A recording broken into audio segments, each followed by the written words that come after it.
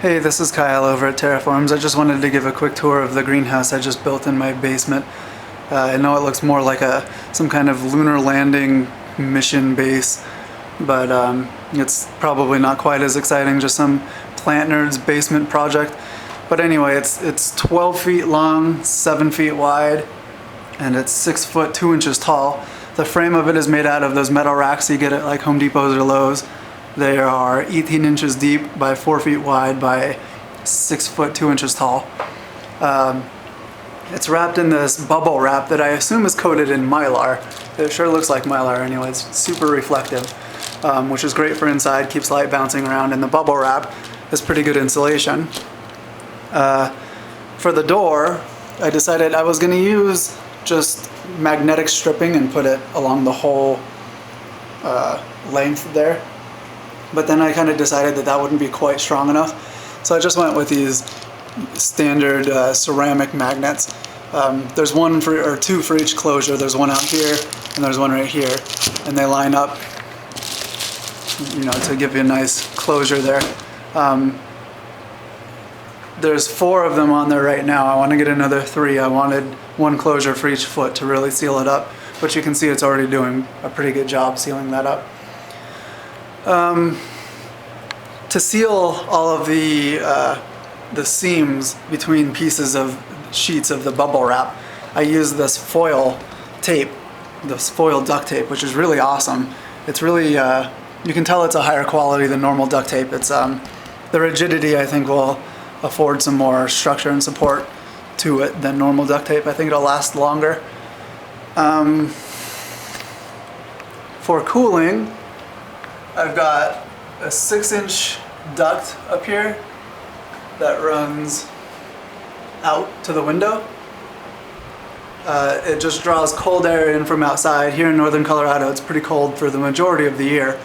So I can just use the cool air outside to cool the greenhouse. During the summer, this duct will be hooked up to a portable AC unit that I just haven't brought down here yet. This is a 6-inch inductor fan right here. It's controlled by the hygrotherm right there. For right now during the winter, I've got it set for 70 degrees during the day and 55 degrees during the night. I think during the summer I'll do something more like 80 degrees and 65 degrees. Also controlled by the hygrotherm is this new humidifier I just put together. Same design as the last one that I was using, but this one's a little nicer. 5-gallon paint bucket right there. It's got a 3-disc pond fogger inside of it.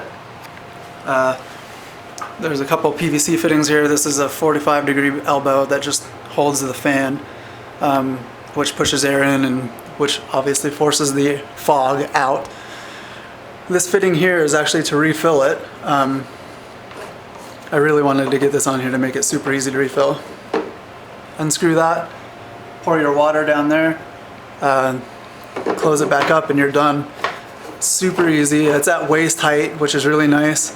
So it's easy to hold like a 5-gallon jug up there. I don't have to throw my frickin' back out every time I want to refill my humidifier. But that humidifier does a pretty good job, which I'll show you in a minute, assuming the humidifier kicks on. On the inside of the door, I just have a little 1/2-inch piece of PVC that adds a little bit of support and, more importantly, a handle. So you can close it from the inside. You can get a nice firm closure from the inside if you're going to spend some time in here and don't want to lose all your humidity. Here's the duct in the ceiling that comes from the window. The cold air from outside comes through right there. There's the fitting for the fogger. Hopefully that'll kick on soon. Here's the hygrotherm and the sensor for the hygrotherm. Here's a fan right here that runs 24/7. I want to get another one to put right there. Those are at 2 different heights, so that should give some nice movement in here.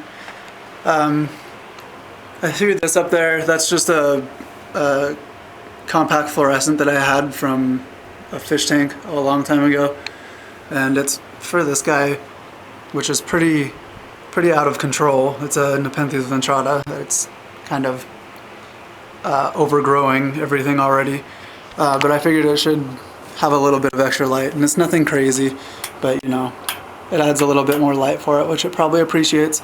As I said, the frame is made of these metal racks, which are really sturdy, which is really nice.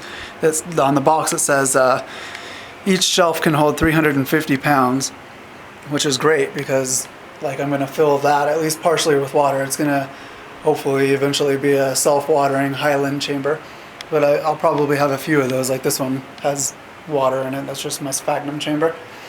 But all that water, you know, it's going to get pretty heavy, so having nice sturdy racks like that is nice. I technically only have 4 racks in here, but as you can see, there's kind of 3 of them for each wall of the greenhouse, which totals 6. The way I accomplished that was an idea from Butch, or Aviator 1 from Terraforms, where you take one rack here, 4 feet away, you put another rack, and you kind of take one shelf from each of the racks and kind of alternate them as a bridge between the two. And so you kind of end up with 3 shelves for the price of 2. The fogger just kicked on, I'll show you that. As you can see, it's doing a pretty good job.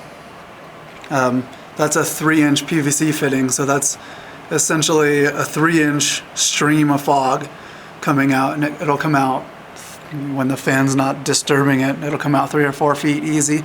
It has no trouble fogging up this whole greenhouse. And I'll add a quick clip of that at the end of this video to show you how foggy it gets in here if I just leave that thing on. Let's see what else. The carpets in here. I decided to just go with, I found these 4 foot by 6 foot carpets, indoor-outdoor carpets. They're nice because they've got rubber backing so they don't slide anywhere. And I was hoping that the rubber backing would keep moisture out from underneath it, and that obviously isn't working out as planned. But that's really not a big deal. The floors down here are painted in an epoxy anyway, so it doesn't make any difference. I still got to pull up all this masking tape.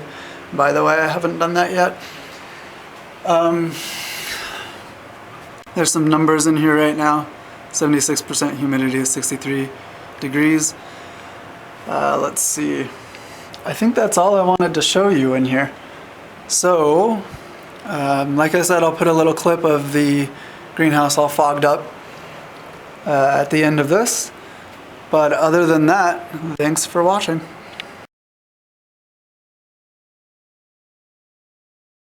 Alright, so here we are. Let's see how fogged up we got it.